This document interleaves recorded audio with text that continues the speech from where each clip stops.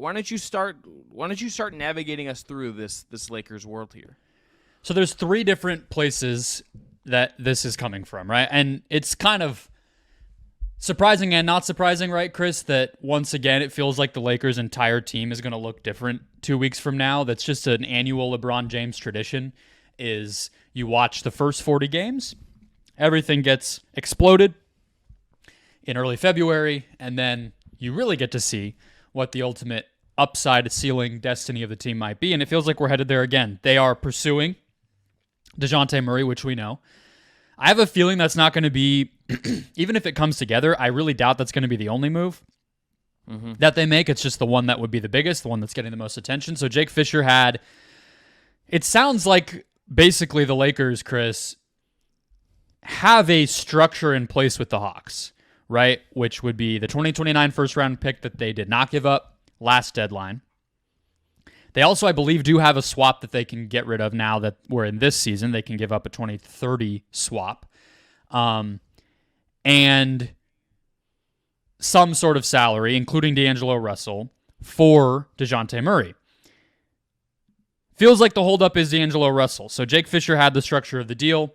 Jovan Buha had the challenges with regard to Russell, because the Hawks, understandably, don't want another guard making a lot of money if they're getting rid of one of those, and they obviously are going to continue to build around Trae Young for the foreseeable future.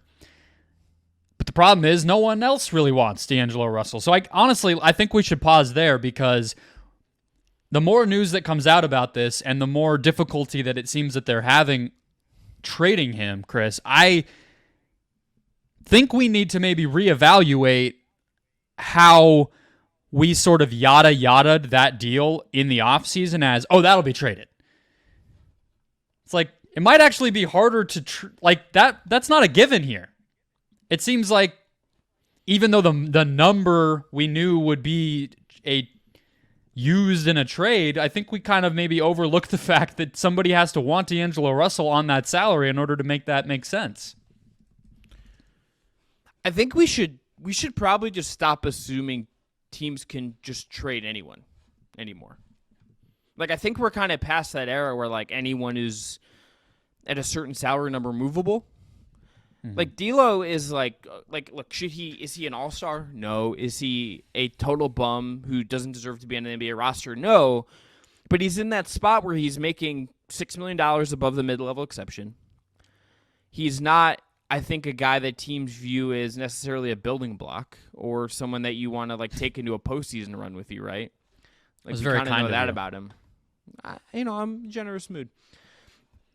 Ohio, he played college ball in Ohio. Got some not solidarity with Ohio State. I don't know why I did that, but I know. I'm like, hold on, where are we going here? You're know. rocking Don't know. the red and white now? No. All of a sudden, I missed that. No, green and white forever. The Ohio University, maybe Harvard on the Hawking. But Jason Preston, we'd be talking about. I'd be livid if someone was trying to trade Jason. They were like, we don't want Jason Preston. I'd be like, unbelievable. You guys are absolute wrong. Regardless, D'Lo is in this spot where, when teams are thinking about aprons and thinking about all of these different salary cap mechanics, like $18.6 million for next season is not nothing to plan to have on your books. That is an obstacle. Yeah. With NBA player salaries rising, I think this is going to be this kind of problem for teams like this. That's like Karis LeVert is another example of this. Karis LeVert is not a bad player by any means, and he's making a little bit less money.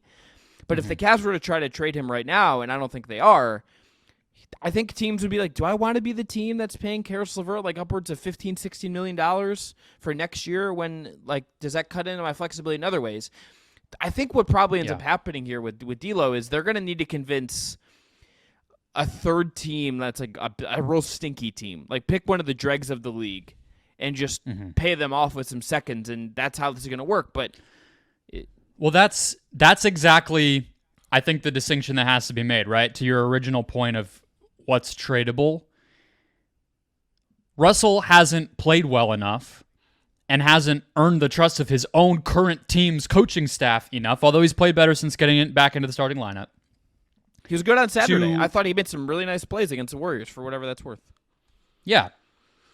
But he hasn't he's not at a level where he's positive value, right? You're not going to, and so the Lakers are in a position where they want to use him as something ideally that like is desirable as a portion of what they're getting rid of in order to bring DeJounte Murray in, whereas Atlanta's looking at it as something that they have no interest in. I think the other distinction to make is that D'Angelo Russell probably did better, and his agent, obviously more so, on that contract even than we realized by having next season be a player option. I think that was sort of the win that Russell and his camp got here was, okay, you're going to only give me 2 years. You know, obviously we kind of all think of it as a slight overpay. Maybe you vary on that in general, but because I'm not really going to be able to control my destiny and I know you're going to trade me, you're giving me a second year under my own control and I get that player option. So I think that's really big, but I think we've talked about the fit of Murray before, and you know, Jovan Buha had the point similar to yours that it's really going to be the bad teams that might need his offense or at least be able to just sort of bring in his salary without it being too disruptive. Brooklyn, not a bad team, but you know, they need a guard obviously, and they're not winning right now. Charlotte, Washington, Detroit, and San Antonio. Those are the other ones. So those are the bottom 4 teams in the NBA. Do you think something gets done here? I'm honestly looking at this trickle of news with regard to the Russell Murray situation, and I don't really know if the Lakers have enough to tip the scales here. If they've always been sort of cautiously aggressive, if that makes sense. Like, they don't ever want to give everything. So if you're saying that they have to give up another second round pick package or a young player just in order to offshoot Russell somewhere on top of what they're getting rid of for Murray, it honestly feels like they might not do it. I just think they should do it is kind of the problem. I think I get the trepidation, and like, this is a team that's 9th in the West. They're 1 game over 500. I don't think we have them by any stretch of the imagination, you know, in the inner circle title contenders at this point. Mm-hmm. That's not where they are. But I think with LeBron, I think with AD where he's at, I think I would just say, dude, this offense needs a jolt. You only have LeBron for so long. You only have windows for so long. You already have kind of messed around and effed around and found out and kind of got here in the first place. I get that trying to spend your way out of things isn't always a smart move, but I think they should just do it. And like a second round pick, honestly, I am pro player development. I am pro teams investing in player development. But at a certain point, second round picks, they have pretty low hit rates. Just, you're not going to remember you traded that pick. You could probably convince a team to take some protections on it, and it's like a fake one anyway. Like, I think you could probably do this and give a team a PR win of getting a second round pick for taking on D'Lo, but then also not really give up anything substantial. So Anthony Irwin, who does some independent Lakers coverage, has bounced around a bunch of places, had a little nugget, just that the Lakers are at least starting to explore trading some of the pieces that they would have gotten for Murray, that they would have given for Murray in other conversations, which indicates maybe they're at least trying to see what else might be out there rather than marrying themselves to the Murray thing. I happen to agree that he's a pretty good fit and makes a lot of sense, and getting better is the end goal, then you just go ahead and do it. The Lakers, for what it's worth, those pieces were Russell, Jalen Hood-Schifino, who really hasn't played this year, a 2029 first-round pick, and additional draft compensation. That's sort of the framework that Jovan Buha reported, is kind of where things stalled. My last thought on this part of it, and we have one more Lakers thing to get to, is I would want to be sure that it's the best I can do. And if other teams value that first-round pick, or Hood-Schifino, or Max Christie even, who I really like still, but you know, if it was a huge upgrade, I would be willing to part with him. Or even somebody like Rui or whatever. I'm not so dead set on Murray that I'm just going to like be quiet up until the deadline and ask Atlanta to call me back day of or something, you know? So I think they're handling it right. They have to get better somehow. This season is kind of in jeopardy if they don't, and we'll see what they do. The last thing from Brian Windhorst, just a perfect windy nugget, Chris. Just one sentence offhandedly on a podcast that he knew exactly what he was doing with. And then if someone says something about it, like if he happens to like see this clip, Brian Windhorst, you're a legend. Don't get mad at me. I'm not an aggregator in this sense. Kind of. He's gonna get mad when kind of, but okay. But I'm not like turning into a. I think he gets mad at like the I'm putting bloggers in air quotes. I think that's who he gets mad at, and like NBA Central. Just like he's gonna get mad when someone like says that he said this. Is the thing. But he did, which also and so we're gonna talk about it. He said, quote, "I don't know what's going to happen with LeBron in 2025. I feel like LeBron is going to play next year, but I don't know if it's going to be for the Lakers." So this isn't exactly breaking news, which is part of actually why I think it's worth talking about. I've been surprised at how little this subplot has come up this season for the Lakers. I have been surprised that we have not heard more about, hey, you never know, like LeBron's putting pressure. LeBron is on the last year potentially of his salary. He can opt out after this season if he wants to. And we heard it more last year. Mm-hmm. And it kind of has gone away. So neither you or I is going to prognosticate where LeBron's going to play next year. But Cleveland, Ohio, Brendon. That's what I want, personally. That's what you want. Yeah. I could tell you what I want, but we don't know, right? But Bronny James, Cleveland Charge, and LeBron James, Cleveland Cavaliers. Amani Bates and Bronny James selling out the Wolstein Center. Let's go. I'm just printing money. The fact that you think LeBron would go to another team to play with his son and then allow that son to be on the G League squad all season is I know. Is not what's going to play out. 0% chance. But I guess my question here is, how much do you think the Lakers are thinking about that? Do you think we haven't heard about it because it's not really a real threat of something that could happen? Or do you think this is sort of just the beginning and Wendy's getting out in front of what will become a very big storyline the last 4 months of this season? I think that more than that it's not a worry, because like I think with LeBron it's always something of a potential worry. I just also have a hard time envisioning. Personally, I just have a hard time envisioning him leaving LA at this point. I do too, and like I just don't. I don't think yes, the the Son thing is as serious as maybe we used to think it was. If you've listened to his comments since then, he made a comment of, "That's my dream, but not necessarily his," about Bronny.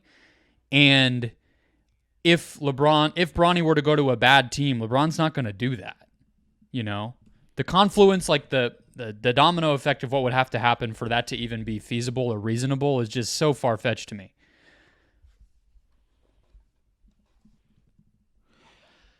We don't even know if Bronny's actually coming out. I think he is. And we talked about this a little bit. We're not sure if that's really the best thing for him. We'll see. I just think even from like a business and like where his life is perspective, there's not like in many places LeBron James at this point in his life with a kid who's still in high school, number one, and playing in the LA area, a daughter, and then a wife, and all the business interests he has.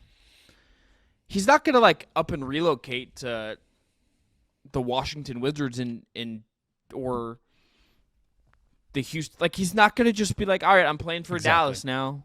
You know, like that's not how this is going to work. He is, even when he went to Miami, like the times he has moved, it has been obviously, it's just everything he does. It was very intentional. Miami was, I'm going to team up with Wade and Bosch. It is an organization and Pat Riley and the allure of that. He comes back to Cleveland. There's the allure of winning the title there. It's unfinished business. It's really cementing his legacy as an icon of that city and that franchise. Maybe the best athlete that city's ever seen. It's him and Jim Brown are like the two pantheon gods of Cleveland sports. And then it's LA because it's the Lakers. It's the iconic franchise in the league and the place that he and his family want to live. He's not just going to like, all right, going to play in Toronto for a year. Yeah. You know? Love Scotty Barnes. Like that's not, he's probably just gonna be in LA is where I tend to think this ends up. And if he isn't, it's going to be a perfect situation for him for a variety of reasons, right? It's going to be something that by the time it happens feels obvious. It's not going to be a surprise or some random thing, or somebody tries to be a joker and draft Bronny way early and LeBron's like, guess my hands are tied. That's not going to happen. So it would be the Warriors or the Suns or an East Coast great market. Well, it would be a team that market-wise, proximity to LA-wise, whatever, maybe Cleveland and Miami you probably have to consider just from that. But, okay, let's use that as the list. We're at maybe 10 teams. I really think there's only 4. It's Cleveland, Miami, Golden State, and Phoenix. And I think Phoenix even, I don't even know how that works. But so I think it'd really be Cleveland, Golden State, Miami are the only 3 I could ever see. It's obviously not going to be the Knicks. We kind of understand the clutch Knicks relationship. Yeah, that's true. And the Nets don't make sense. No, but he could have gone to Philly before and didn't. Maybe he's the cap space guy there, but I can't imagine LeBron in Philly is just something that doesn't make sense in my head. I think it's Lakers, Cavs, Warriors, and the Warriors want to be super weird on a lot of levels. Mm-hmm. Heat and the Suns. It's a very small list. Well, we all know where I'm rooting, so let's hope it ends up. Brendon, one of us both of us are rooting for getting to have LeBron in our backyard and the benefits of that, but also our bank accounts are can LeBron please come back to the city where we host a daily show? Yeah, well, feel a little squeamish about that kind of aspect of how this stuff works, but it is true. Yeah, I know. It's not great. It's not great.